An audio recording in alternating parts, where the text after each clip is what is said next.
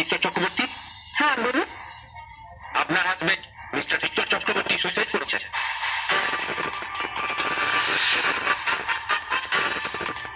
Victor suicide করেছে? হ্যাঁ, ও এখন হসপিটালে ভর্তি করা হয়েছে। সুইসাইডের কারণ কিছু জানা গেছে? একটা সুইসাইড নোটও আমরা পেয়েছি ওখানে ওর সাথে।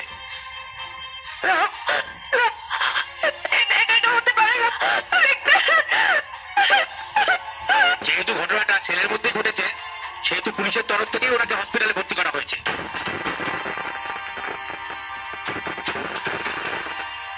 আপনাদের যেতে হবে। হ্যাঁ, সে তো যাবো। আচ্ছা অফিসার, ও এখন কেমন আছে বলতে পারেন?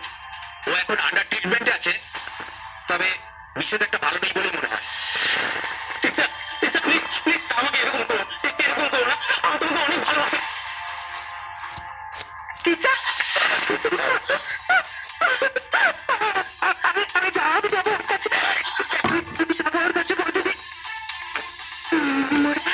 কি বলছো তুমি? ডাক্তার এখন দেখছি, ওকে তুমি সামনে। মানে মানে খুব সিম্পল, তুই এসবের মধ্যে নিজেকে জ্বর আসে। এসব তুমি কি বলছো খোকা? আমাকে যেতেই হবে। দীপার হাজবেন্ড বা পিতা চক্রবর্তী ফেলে যাওয়ার ছেলে হিসেবে নয়, একজন ডাক্তার হিসেবে ব্যাপারটা আমার বোঝা দরকার। আমি তোকে বুঝে তুই যাস না, একবার আমার কথা শুন। সরি খোকা, এবার তোমার কথা রাখতে পারছি না।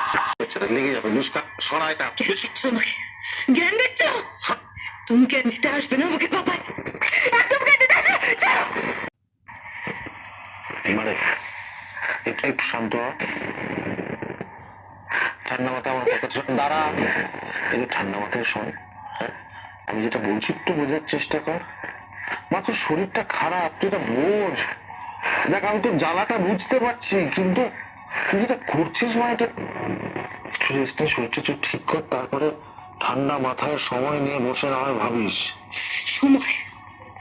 সময়টাই তো নেই আমার কাছে বাবাই। করার আগে এই চিঠিটা লিখে গেছে। দিন আমাকে দিন।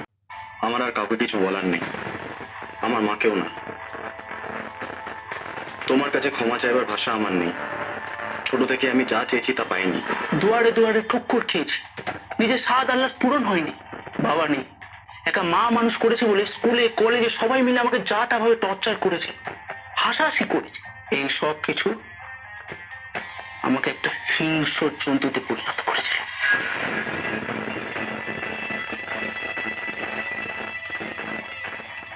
আমি ভেবেছিলাম টাকা থাকলে সবার মুখ বন্ধ করেছে, টাকার জন্য সব করব, সব। কিন্তু তিস্তা, আমাকে পুলিশে ধরে নিয়ে আসার আগের মুহূর্তে জানলাম যে আমার আসলে একটা পরিবার ছিল। সেখানে দাদা দিদি ভাইপো ভাইজি সবাই আছে। অথচ এটাও জানি যে সেই পরিবারের অংশ আমি হতে পারবো না। সবকিছুর মধ্যে এটা শুনলে হাসি পাবে যে আমিও তোমাকে ভালোবেসেছি। আমি জানি সেটার একটা চাপ তোমার উপরে থাকবে। তিস্তা, তুমি নতুন জীবন শুরু করো। আমি বেঁচে থাকলে হয়তো পারবো না, তোমাকে বিয়ে করে স্বামী হিসাবে আমি কিছুই দিতে। এমন করে একটু শান্ত। কি বললো ভিক্টর? ও আমার কাছে বাবাই ফিরে আসতে চায়। বাড়িতে চলো। আরে হ্যাঁ, আমাদের নিজের বাড়িতে চল। কি দাঁড়িয়ে দাঁড়িয়ে মুখ দেখছিস বলতো? সবসময় অন্যের কাছে এসে নিজের বাড়ি মান সম্মান নিয়ে খেলছিস তুই। চল বাড়িতে চল। চল। তুমি ঠিক থাকো।